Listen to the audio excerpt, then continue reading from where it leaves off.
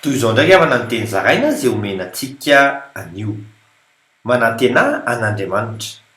Mety te hilaza ianao hoe nanadino anao ny tompo. Araka ny Salamo faharoa amby efapolo andiny fahasivy amin'ny anaran'i Jesosy hoe hoy izao amin'Andriamanitra vato lamiko.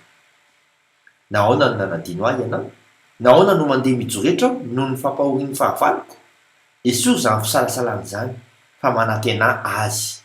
Araka ny amin'ny Salamo faharoa amby efapolo andiny faha 1 amin'ny anaran'i Jesosy hoe nahoana no hitanondrika ianao ry fanahiko? Ary nahoana no hity loko ato anatiko ianao? Manantena an'Andriamanitra fa mbola hidera azy ihany aho. Izy no famonjena ny tavako sady Andriamanitro. Ary tsy hiala aminao ny teny fikasana. Araka ny amin'ny Jaona voalohany toko faharoa andiny faha 10 amin'ny anaran'i Jesosy hoe ary izao ny teny fikasana izay nataony tamintsika dia ny fiainana mandrakizay. Mino, mahireza, mivavaka isika. Ray eo, anantenanao foana aho, na inona ady atrehako. Misaotra anao mampitony ahy amin'ny anaran'i Jesosy Kristy velona avy any Nazareta.